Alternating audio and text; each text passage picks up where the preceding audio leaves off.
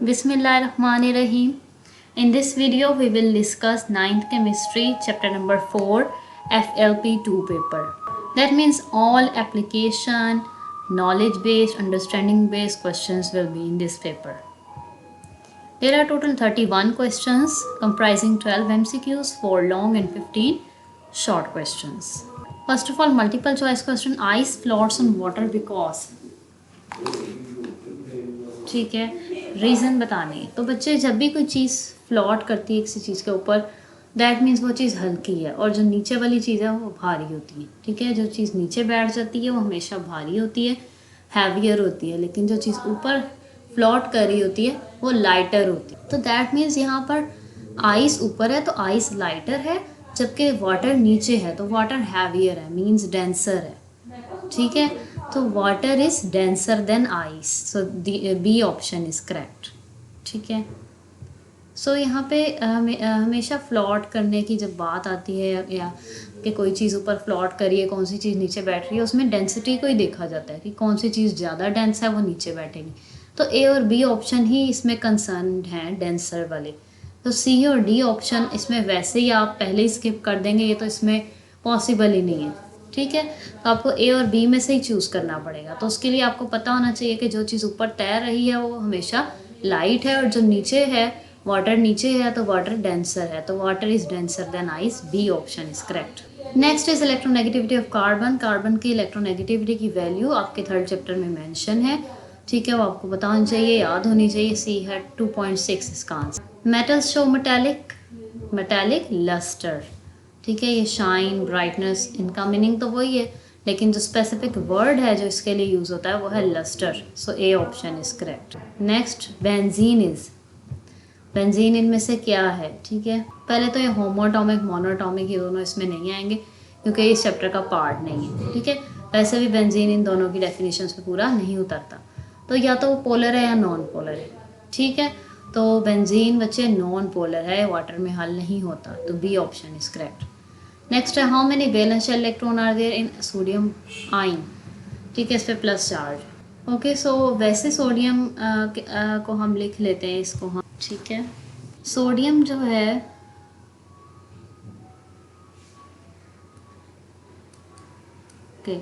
Sodium जो है हमारे पास बच्चे, उसमें फर्स्ट शेल में इसका एटॉमिक नंबर होता है 11।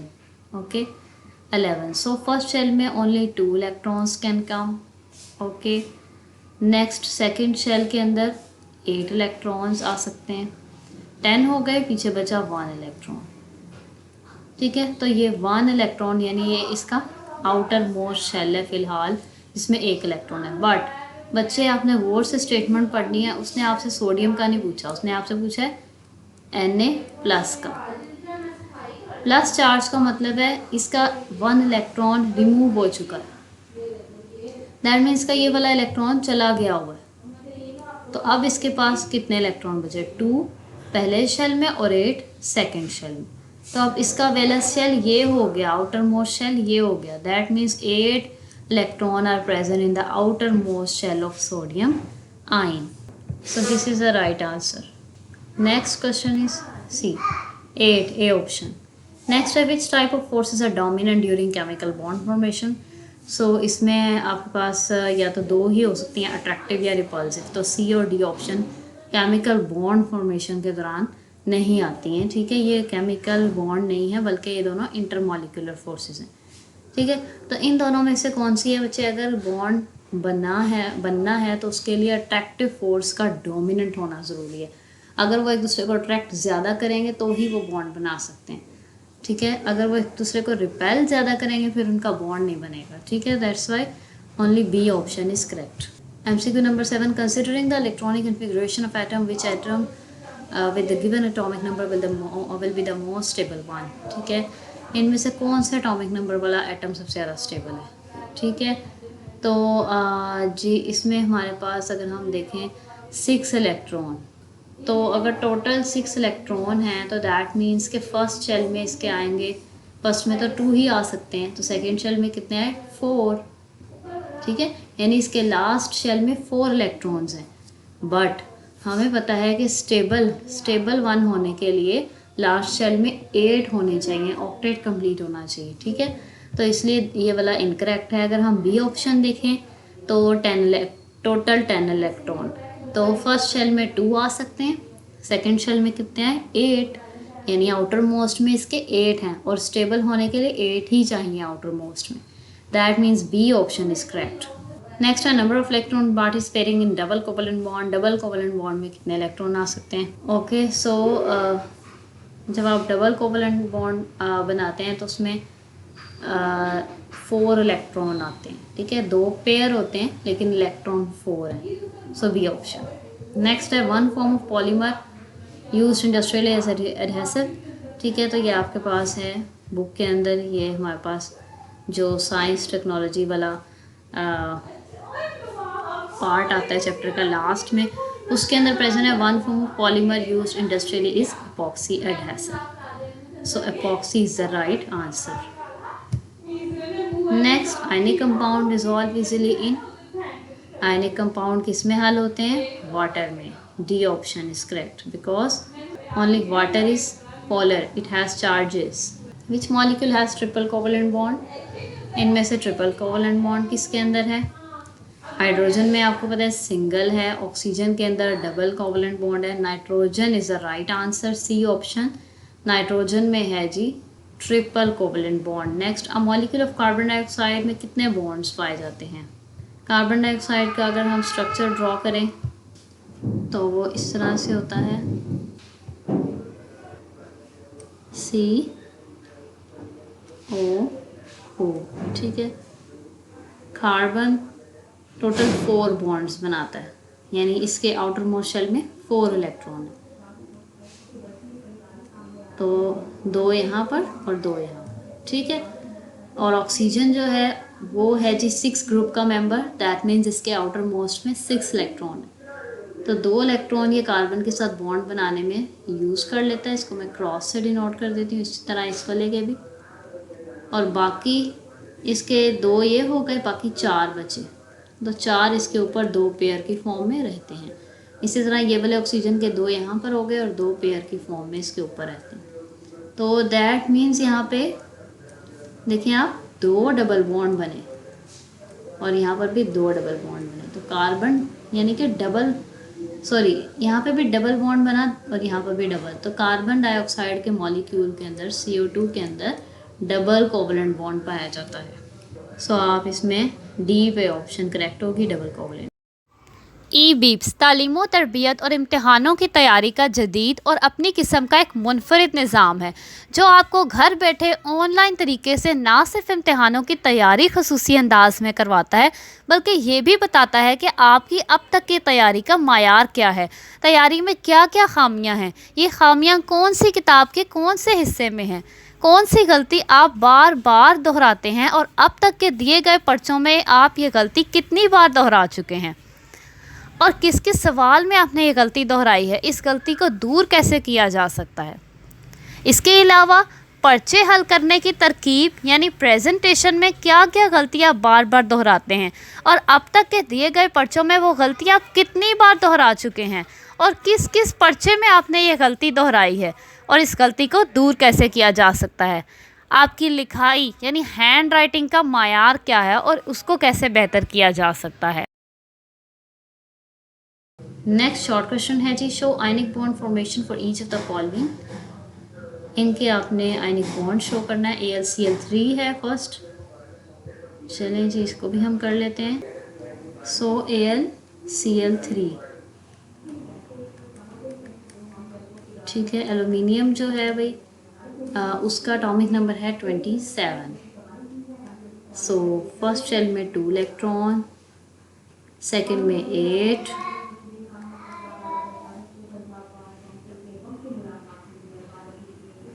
सॉरी एल्यूमिनियम का एटॉमिक मास 27 है, एटॉमिक नंबर है 13। सो 8 2 10 हो गए, 3 इलेक्ट्रॉन बचे वो थर्ड शेल में। और जो क्लोरीन है उसके 2 इलेक्ट्रॉन, क्लोरीन के टोटल 17 है, 2 फर्स्ट में आ सकते हैं, सेकंड में 8 ही आ सकते हैं और बाकी 7 इलेक्ट्रॉन बचे जो कि उसके थर्ड शेल में गए।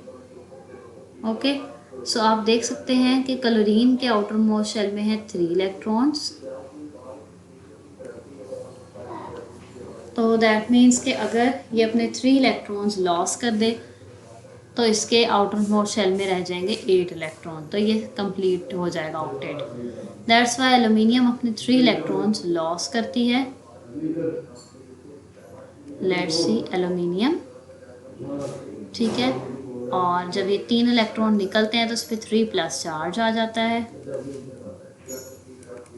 और अगर क्लोरीन की बात की जाए तो क्लोरीन के बाहर हैं जी 7 इलेक्ट्रॉन, तो दैट मीन्स कि इसको 1 इलेक्ट्रॉन चाहिए ताकि इसका ऑक्टेट कंप्लीट हो जाए, ठीक है। तो ये 3 क्लोरीन जो हैं वो एल्यूमिनियम से 3 इलेक्ट्रॉन ले लेते हैं। एक क्लोरीन एक लेता है, इस तरह 3 क्लोरीन 3 इलेक्ट्रॉन उसके ले लेते हैं। और इस तरह से यहाँ पर हम लिखेंगे +3 इलेक्ट्रॉन, ठीक है। जब इलेक्ट्रॉन ले लिए तो इस साइड पे लिखेंगे, अगर इलेक्ट्रॉन दे दिए तो फिर इस साइड पे लिखेंगे। अच्छा, 3 इलेक्ट्रॉन ले लिए तो तीनों क्लोरीन्स के ऊपर माइनस चार्ज आएगा, ठीक है। और अब जब ये एल्यूमिनियम और क्लोरीन आपस में मिलेंगे, एल्यूमिनियम का आयन 3+, ये 3 क्लोरीन्स के आयन को अट्रैक्ट करेगा और ये बना देगा AlCl3। ओके, तो ये आपने सारा इस तरह से लिखना है। और आपने यहाँ पर इन दोनों इक्वेशन से पहले एक्सप्लेन करना है कि aluminium will loss its 3 electron to become stable and chlorine will 3 chlorine atoms will gain 3 electrons from aluminium to become stable, ठीक है। और उसके बाद ये दोनों आप मिला देंगे और आप कहेंगे इस तरह thus ionic bond is formed between aluminium ion and chloride ion to form AlCl3, okay।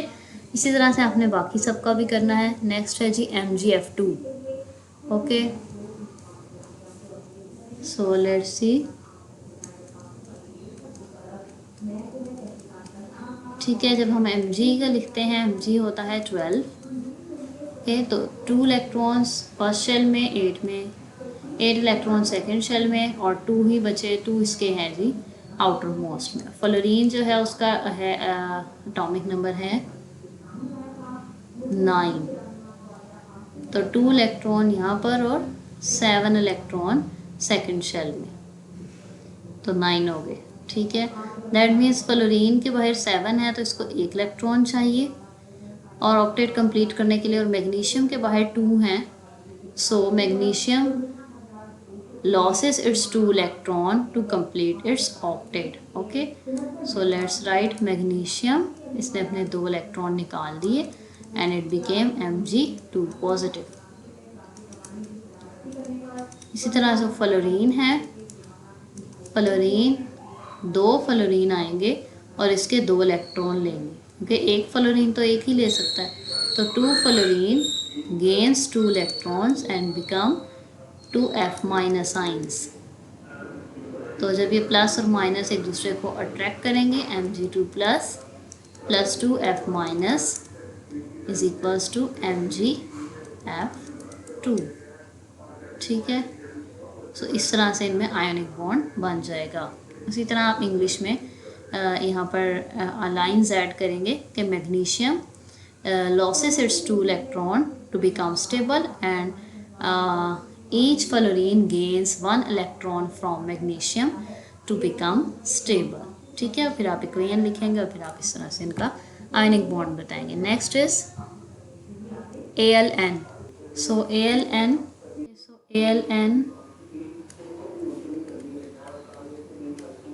तो इसके लिए क्या होगा जी, उसी तरह एल्यूमिनियम की वही आ जाएगी 13, 2, 8, 10 और 3 बाहर। और नाइट्रोजन जो है वो 7 होता है एटॉमिक नंबर, 2 आ जाएंगे फर्स्ट शेल में, बाकी कितने बचे 5 सेकेंड शेल में। So aluminium will loss its 3 electrons to complete its octet and nitrogen will gain 3 electrons to complete its octet, ठीक है। नाइट्रोजन के 5 है ना, तो अगर 3 और आ जाए तो ये 8 हो जाएगा, तो इसलिए एल्यूमिनियम के 3 इलेक्ट्रॉन ले लेता है। सो लेट्स राइट एल्यूमिनियम। तो ये एल्यूमिनियम जो है इसके ऊपर आ जाएगा 3+ चार्ज, बिकॉज इसने 3 इलेक्ट्रॉन लॉस कर दिए, और जबकि नाइट्रोजन जो है वो 3 इलेक्ट्रॉन्स गेन कर लेगा और उस पर आ जाएगा -3 चार्ज। ये दोनों एक दूसरे को अट्रैक्ट करेंगे, इनके चार्जेस कैंसिल हो जाएंगे और ये AlN बन जाएगा। ठीक है, इस तरह इनमें आयनिक बॉन्ड बन गया। अगर हम एक और देखें वो है जी calcium oxide, okay, CaO। So यहाँ पे भी कैल्शियम लिख लेते हैं। Its atomic number is 20, 2 first shell, 8 second shell, 8 third shell and 2 in the outermost shell. And oxygen atomic number is 8, 2 in the first shell, 8 in the second shell. Second shell के अंदर होंगे कितने electron? 6 electron, okay, इस तरह unit होगा। अच्छा, अब oxygen चाहेगा कि इसके बाहर जो 6 हैं 2 और आ जाएं, इसलिए 2 इलेक्ट्रॉन कैल्शियम से ले लेगा, गेन करेगा और स्टेबल हो जाएगा। And calcium will loss its 2 electron to become stable. So let's write calcium पे 2+ चार्ज और 2 इलेक्ट्रॉन लॉस्ट। इसी तरह oxygen, it will gain 2 electrons and it will become O-2। अब ये दोनों एक दूसरे को अट्रैक्ट करेंगे, they will form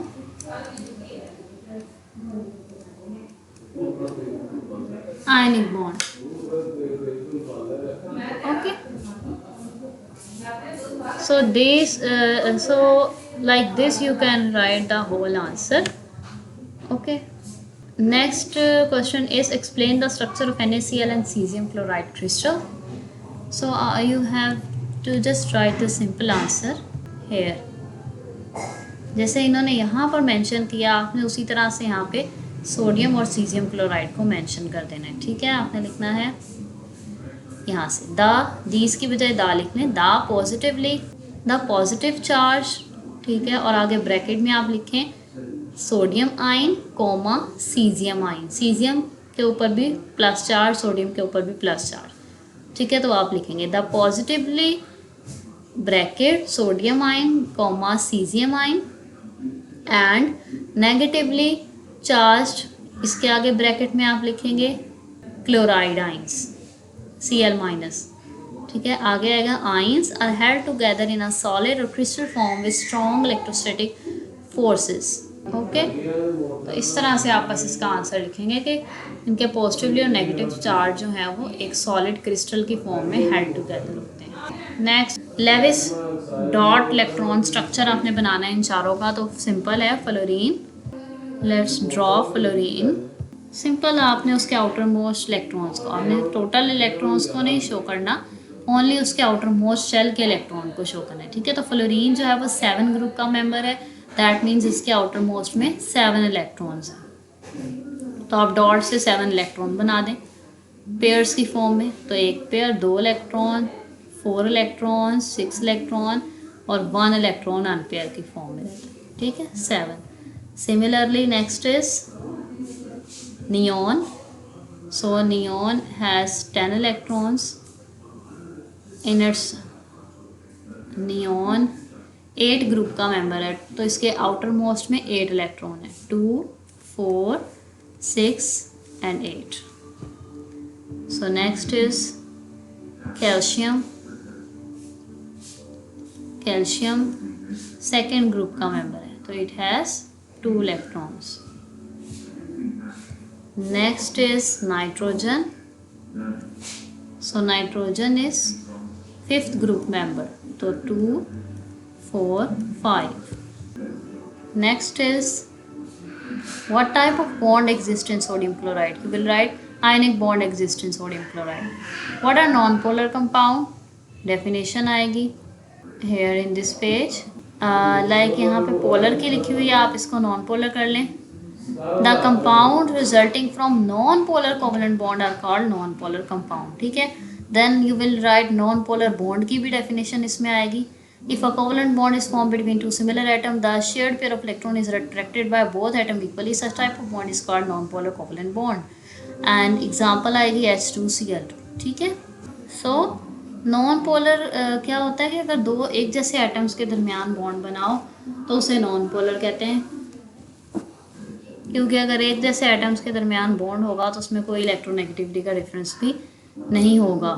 like this I have H and H, ये दोनों एक जैसे एटम है तो इन दोनों की इसकी भी इलेक्ट्रोनेगेटिविटी वही है जो इसकी है, बिकॉज सेम है.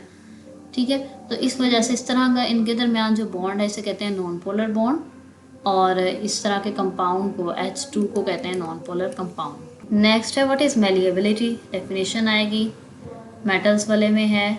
Malleability is a property by virtue of which metal can be rolled into sheets. ठीक है, ये आपके पास डेफिनेशन है, ये आ जाएगी. और इसकी इम्पोर्टेंस है आप लिख सकते हैं in the industrial scale many valuable things are made और manufactured by metals due to this property. Okay. Next है write any two properties of ionic compounds. So आपके पास बहुत सारी प्रॉपर्टीज़ है, आप कोई सी भी दो लिख सकते हैं. ठीक है. एयर आयनिक कंपाउंड और क्रिस्टलाइन सॉलिड्स एक प्रॉपर्टी है. सेकंड है कि इन सॉलिड स्टेट ये इलेक्ट्रिसिटी कंडक्ट नहीं करते. ठीक है, बहुत ही कम करते हैं, क्योंकि सॉलिड में पार्टिकल आपस में जुड़े होते हैं, जबकि इलेक्ट्रिसिटी के लिए पार्टिकल्स को फ्री होना ज़रूरी है, फ्री हो. ठीक है, मूव करे. तो इसलिए जब इनका सोल्यूशन बनाते हैं वाटर के अंदर या किसी भी चीज़ के अंदर तो इनके आइंस फिर फ्री हो जाते हैं, फिर ये इलेक्ट्रिसिटी कंडक्ट करते हैं. ठीक है, तो ये सेकेंड दो प्रॉपर्टीज़ आ जाएंगी.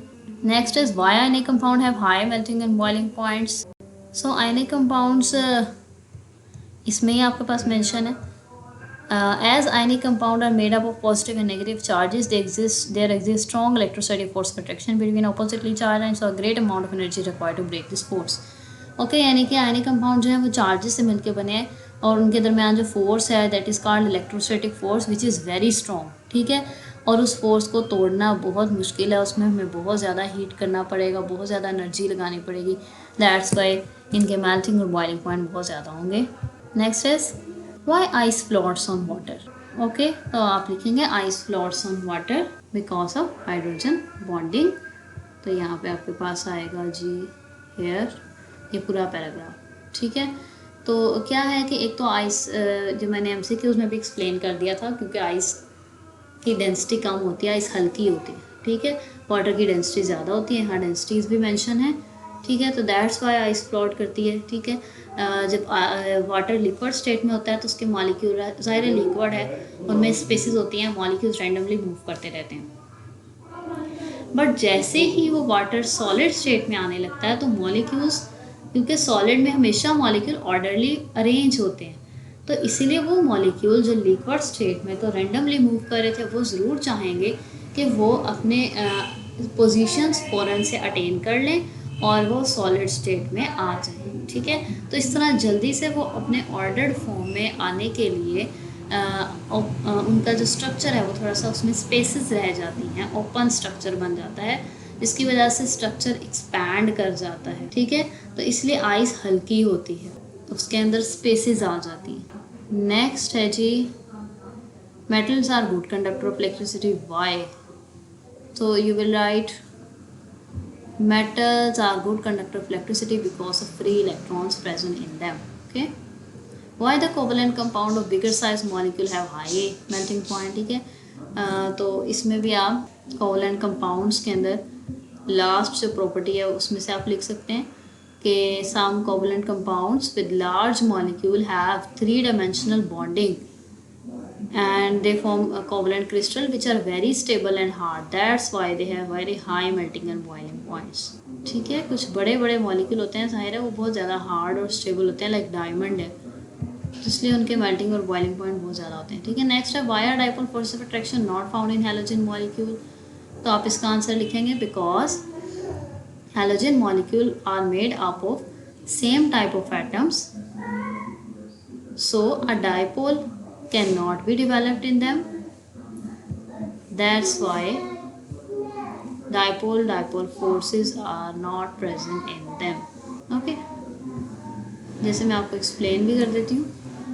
फॉर एग्जाम्पल हेलोजन क्या होते हैं, पहले आपको ये पता होना चाहिए. हेलोजन है 7 ग्रुप के मेंबर, जिसमें आते हैं fluorine, chlorine, bromine and iodine. Okay, अच्छा, इनके मॉलिक्यूल की बात हो रही है, यानी सिंगल एटम नहीं, डबल, F2Cl2 इनकी बात कर रहा है. ठीक है, इनमें वो कह रहा है डाइपोल फोर्सेस क्यों नहीं होती, बिकॉज बच्चे फ्लोरीन की एग्जांपल ले लो, F2FF. अभी जैसे मैंने ऊपर बताया कि एक जैसे एटम से मिलके बने हैं, तो ये नॉन पोलर है. सिमिलरली यहाँ पे भी एक जैसे एटम है, दोनों की इलेक्ट्रोनेगेटिविटी सेम है, so they are non polar. जब कोई चीज़ नॉन पोलर है उसमें पोल्स नहीं डेवलप होते. ठीक है, इसमें डाइपोल नहीं, इसमें हम नहीं कह सकते इस पर प्लस चार्ज है, इस पर माइनस है, ऐसा नहीं हो सकता. ठीक है, तो that's why it is non polar. ठीक है, तो ये डाइपोल ही डेवलप नहीं करते, दैट्स वाई इसमें डाइपोल फोर्स प्रेजेंट नहीं होते. नेक्स्ट क्वेश्चन है, what type of electrons are responsible for holding the atom together in a metal. So you will write free electrons are present in the metal. अगर आप इसको यहाँ पर भी देखें, ठीक है, तो मेटालिक बॉन्ड किस वजह से बनता है, ड्यू टू मोबाइल और फ्री इलेक्ट्रॉन्स. ओके, तो फ्री इलेक्ट्रॉन ही इसमें भी आएगा. नेक्स्ट है, but why hold of nucleus over the outer most electron of metal is weak. तो यहाँ पे आप लिखेंगे, in case of metal hold of nucleus over the outer most electron is weak because of large size atom and greater number of shell in between nucleus and valence electron. ठीक है, तो ये answer है, यानी कि इनके size बहुत ज़्यादा होते हैं, और साइज़ ज़्यादा होने का मतलब है इनके अंदर शेल्स बहुत ज़्यादा होते हैं. दैट्स वाई न्यूक्लियस जो है वो अपने करीब वाले शेल्स को तो अट्रैक्ट कर लेता है, लेकिन आउटर मोस्ट इलेक्ट्रॉन्स को वो उसका जो होल्ड है वो वीक होता है, वो नहीं अट्रैक्ट कर पाता. नेक्स्ट है, what is lone pair, how many lone pair of electron are present in ammonia. So lone pair की डेफिनेशन आ जाएगी, here the non-bonded pair electron pair available on an atom like the one available on nitrogen and ammonia is called a lone pair. ठीक है, यानी कि एक atom के अंदर कुछ इलेक्ट्रॉन तो ऐसे हैं जो बॉन्ड में हिस्सा ले रहे हैं, लेकिन कुछ ऐसे हैं जो नहीं हिस्सा ले रहे, एक्स्ट्रा हैं, वो उसके लोन पेयर होते हैं. ठीक है, लाइक अगर आप यहाँ अमोनिया को देखें, सिंगल अमोनिया, अभी आप इसकी ये वाली स्टेट ना देखें जहाँ इसने बॉन्ड बना लिया, अगर आप इसकी ये वाली स्टेट देखें सिंगल अमोनिया, तो यहाँ इसने हाइड्रोजन के साथ तो बॉन्ड बनाए हुए हैं, वो वाले इलेक्ट्रॉन इसके बॉन्ड पेयर हैं, लेकिन ये जो पिंक वाला इलेक्ट्रॉन है ये फ़िलहाल इसने कहीं बॉन्ड नहीं बनाया हुआ, तो ये जो पिंक वाले 2 इलेक्ट्रॉन है इसका लॉन पेयर है. ओके, तो उसने पूछा था how many lone pair are present on nitrogen, तो एक ही लॉन पेयर है अमोनिया के पास, अमोनिया के अंदर नाइट्रोजन के पास. ठीक है, एक पेयर यानी 2 इलेक्ट्रॉन. तो आप लिखेंगे only 1 pair of electron is present in nitrogen in ammonia. Long question है, write and note on dipole forces. Definition आएगी, एग्जांपल आएगी, एक्सप्लेनेशन आ जाएगी. सो हियर डेफिनेशन आपके पास यहाँ से आएगी, net force of attraction between oppositely charge ends of 2 adjacent molecule is called dipole force. Okay, फिर आगे आप ये सारी एक्सप्लेनेशन लिखेंगे HCl वाली. तो कह रहा है कि ये वॉन्डर वॉल कहलाती हैं. ठीक है, जितनी भी इंटरमॉलिक्यूलर फोर्सेस हैं, और ये इलेक्ट्रिकल इन नेचर है. इलेक्ट्रिकल मीन्स ये चार्जेस की वजह से डेवलप होती है. ठीक है, चार्जेस परमानेंट भी और टेम्परेरी भी हो सकती हैं. ठीक है, और होता किस तरह, अब आप ये देखें HCl है. ठीक है, इनके दरमियान जो ये बॉन्ड है ये इक्वल बॉन्ड, आपको पता है बॉन्ड के अंदर इलेक्ट्रॉन ही होते हैं ना, एक इसने इलेक्ट्रॉन दिया, एक क्लोरीन ने दिया, तो ये बॉन्ड बन गया. तो ये जो इलेक्ट्रॉन है दरमियान में, यानी कि जो बॉन्ड है ये इक्वल शेयर नहीं हुआ हाइड्रोजन और क्लोरीन के साथ, बल्कि अनइक्वल है. क्लोरीन के साथ ये ज़्यादा शेयर हुआ है, क्लोरीन की तरफ इसका झुकाव ज़्यादा है बॉन्ड का, हाइड्रोजन की तरफ कम है. ठीक है, उसकी वजह क्या है कि क्लोरीन की इलेक्ट्रोनेगेटिविटी ज़्यादा है. इलेक्ट्रोनेगेटिविटी ही तो वो सलाहियत होती है जिसकी वजह से कोई एटम इलेक्ट्रॉन्स को खींचने की सलाहियत रखता है. तो क्लोरीन जो है वो इन इलेक्ट्रॉन्स को खींचने की सलाहियत ज़्यादा रखती है as compare to hydrogen. That's why जो इलेक्ट्रॉन का ये जो पेयर है, शेयर्ड पेयर है, ये क्लोरीन की तरफ ज़्यादा अट्रैक्टेड है और इसकी वजह से क्लोरीन पे पार्शल सा माइनस चार्ज आ जाता है, पार्शल मीन्स थोड़ा सा, ठीक है, और हाइड्रोजन के ऊपर खुद ब खुद ही पार्शल प्लस आ जाता है, ठीक है। तो ये एक मॉलिक्यूल था। लेकिन अगर HCl हो तो उसके अंदर तो बहुत सारे HCl के मॉलिक्यूल्स प्रेजेंट होते हैं सॉल्यूशन में, ठीक है। तो अगर इस HCl के पास कोई दूसरा HCl का मॉलिक्यूल आता है तो क्या होगा, उसके ऊपर भी ऐसे ही चार्जेस बने होंगे। तो इस मॉलिक्यूल का नेगेटिव एंड दूसरे मॉलिक्यूल के पॉजिटिव एंड को एक वीक फोर्स के साथ अट्रैक्ट करता है, and that force is called dipole dipole interaction. Okay, so this is called dipole dipole interaction. Next is, what is chemical bond and why atoms form chemical bond? Okay, so what is chemical bond and why atoms form chemical bond? So first of all आप chemical bond की definition लिखेंगे। chemical bond क्या होता है, एक force ही होती है दो चीज़ों के दरमियान, ठीक है। तो दो एटम्स के दरमियान जो फोर्स ऑफ अट्रैक्शन है that is called chemical bond, ठीक है। और वाई डू एटम फॉर्म, उसमें आपके पास ये सारा कुछ आ जाएगा, ठीक है। उसके लिए पहले आप केमिकल बॉन्ड की डेफिनेशन लिखने कोई सा भी कर दें, H और H के दरमियान बॉन्ड बना के शो कर दें, ठीक है। उसके बाद आपने ये सारे रीजंस वगैरह लिखने हैं और उसके बाद आपने थोड़ी सी सिग्निफिकेंस लिख दें। सो इसके लिए फर्स्ट है जी डुप्लेट रूल और ऑक्टेट रूल, ठीक है। ये है किसी भी एटम को, कोई भी एटम जो है वो चाहता है वो स्टेबल हो जाए, तो उसके लिए वो नोबल गैसेस की इलेक्ट्रॉनिक कन्फिग्रेशन अटेन करना चाहता है, ठीक है। तो डुप्लेट रूल क्या है, डुप्लेट रूल कहता है कि अगर एक एटम अपने आउटर मोस्ट शेल में 2 इलेक्ट्रॉन कर ले, attaining 2 electron in the valence shell, valence का मतलब है आउटर मोस्ट, तो it is called duplet rule. जैसे हाइड्रोजन और हीलियम है, अगर उनके बाहर 2 इलेक्ट्रॉन हो जाएं तो that means they are stable. और इसी तरह ऑक्टेट रूल कहता है कि attaining 8 electron in the valence shell is called octet rule, ठीक है। हाइड्रोजन और हीलियम के अलावा पूरे पीरियोडिक टेबल के सारे एलिमेंट्स अगर उनके आउटर मोस्ट शेल में 8 इलेक्ट्रॉन हो तो वो ऑक्टेट रूल को ओबे करते हैं और वो स्टेबल होते हैं, ठीक है। जबकि नोबल गैसेस की अगर हम बात कर लें तो उनके बाहर ऑलरेडी 2 या 8 इलेक्ट्रॉन्स होते हैं उनके वैलेंस शेल में, that means they are already stable, ठीक है। ये स्टेबल हैं, स्टेबल का मतलब ये होता है कि रिएक्ट नहीं करते, ठीक है। That's why they are non reactive, क्योंकि इनके पास ऐसी कोई स्पेस नहीं है कि किसी और इलेक्ट्रॉन को अपने अंदर जगह दे सकें, दे आर ऑलरेडी स्टेबल, ठीक है। So they don't gain share और loss electron, they are not reactive. Okay, उसके बाद अब हर एटम यही चाहता है कि वो भी नोबल गैस वाली इलेक्ट्रॉनिक कन्फिग्रेशन अटेन कर ले और वो स्टेबल हो जाए, ठीक है। इसकी वजह से एटम्स एक दूसरे के साथ कंबाइन कर दें, which is called chemical bonding. तो एटम जो है वो 3 तरीके से अपने आप को स्टेबल कर सकते हैं, या तो वो अपने इलेक्ट्रॉन्स लॉस कर दें, गिव कर दें, या फिर वो गेन कर लें, या फिर वो शेयर कर लें किसी और के साथ अपने इलेक्ट्रॉन, ठीक है। अगर उसके इलेक्ट्रॉन लेस देन 3 हैं, आउटर मोस्ट शेल के इलेक्ट्रॉन अगर उसके 3 से कम हैं तो वो अपने इलेक्ट्रॉन लॉस करते, बजाय ये कि वो इतने सारे गेन करेगा, वो अपने 3 या 2 या 1 जितने इलेक्ट्रॉन हैं उनको लॉस करते। लेकिन अगर उसके बाहर वाले शेल में 5 से ज़्यादा हैं, इतने ज़्यादा हैं, तो 5 तो नहीं ना अपने लॉस करेगा, इट्स वेरी डिफ़िकल्ट। तो वो उससे बेहतर है कि वो 2-3 इलेक्ट्रॉन गेन कर ले और अपने 8 कंप्लीट। और उसके अलावा यहाँ पर उसने बताया है कि जो पीरियोडिक टेबल में किसी एटम की पोजीशन होती है वो उसका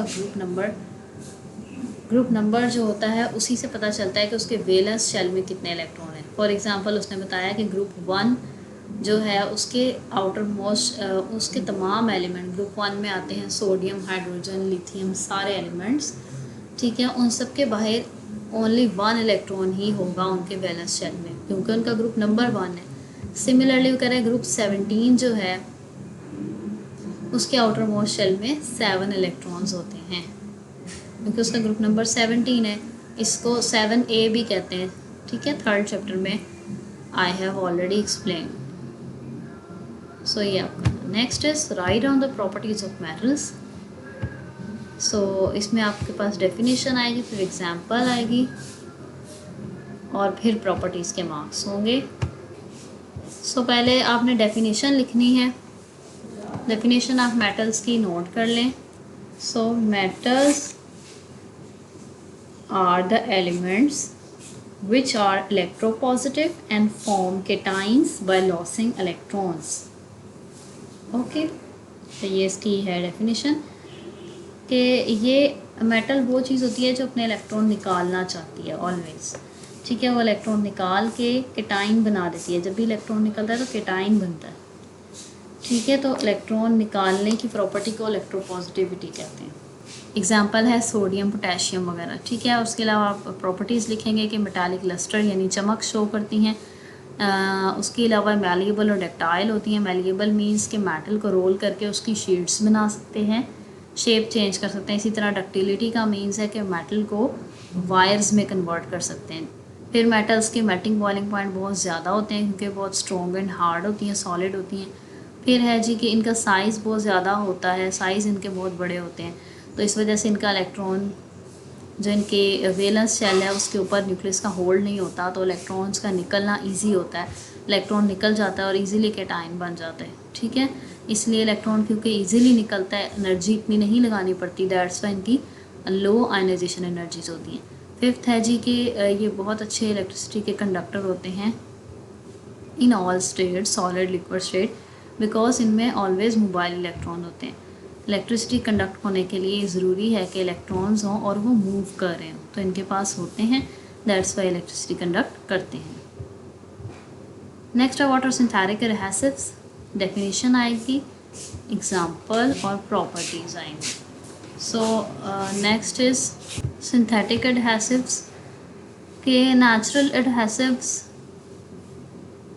are less expensive to produce, ठीक है। इनको बनाना ईजी नहीं होता है, ईजी होता है मीन्स कि जो नेचुरली पाया जाता है। एडहेसिव्स का मतलब होता है कि चिपकने वाली चीज़ें, जैसे गम है जिससे चिपकाते हैं, ठीक है। तो जो नेचुरली पाए जाते हैं कुछ एडहेसिव्स वो तो है ही और वो इजीली अवेलेबल होते हैं, लेकिन कुछ ऐसे एडहेसिव्स हैं जिनको आजकल प्रिपेयर किया जाता है सिंथेटिकली यानी आर्टिफिशियली, उन्हें कहते हैं सिंथेटिक एडहेसिव्स, ठीक है। और उनमें सिंथेटिक रेजिन्स होते हैं और रबर्स होते हैं, ठीक है। और ये इनकी बहुत ज़्यादा वर्सटाइल होते हैं, यानी कि इनकी बहुत सारी फॉर्म्स होती हैं, सिर्फ एक तरह के नहीं होते, ठीक है। और डिफरेंट तरह से परफॉर्मेंस शो करते हैं। और ये सिंथेटिक एडहेसिव्स का फ़ायदा ये है कि हम इन्हें बहुत ज़्यादा क्वांटिटी में भी बना सकते हैं और इनकी लेकिन इनकी प्रॉपर्टीज़ और पायदारी इनकी वही रहेगी, ठीक है। उसके अलावा इनकी दो कैटेगरीज है, thermoplastic and thermosetting. Thermoplastic means कि आप इनको हीट करें तो ये मटेरियल, ऐसा मटेरियल जिसको अगर हीट किया जाए तो वो सॉफ्ट हो जाए, मोल्ड हो जाए, और जब इसको ठंडा करें तो ये हार्ड हो जाए, यानी इसकी हर वक्त इसको आप चेंज कर सकते हो, जैसा चाहो वैसा बना सकते हो। थर्मोसेटिंग ऐसा मटेरियल होता है, सेट हो जाता है, एक दफ़ा हीट करें तो ये हार्ड हो जाता है, सेट हो जाता है, उसके बाद ये कभी भी आप इसको चेंज नहीं कर सकते, ठीक है। तो ये दोनों तरह की कैटेगरीज में एडहेसिव्स मिलते हैं। तो one form of polymer used industrially is epoxy adhesives, ठीक है। इंडस्ट्रियली यूज होने वाला इंपॉर्टेंट एडहेसिव की एग्जांपल है एपॉक्सी एडहेसिव, ठीक है। और ये पॉलीमर का मतलब है, पॉलीमर होते हैं, पॉलीमर मींस छोटे छोटे कंपाउंड्स जो हैं आपस में बहुत दफ़ा मिलते हैं फिर एक बड़ा कंपाउंड बनाते हैं, उसे कहते हैं पॉलीमर। तो ये पॉलीमर की ही टाइप है, यानी एक बड़े बड़े मॉलिक्यूल्स हैं। So this was your paper, thank you.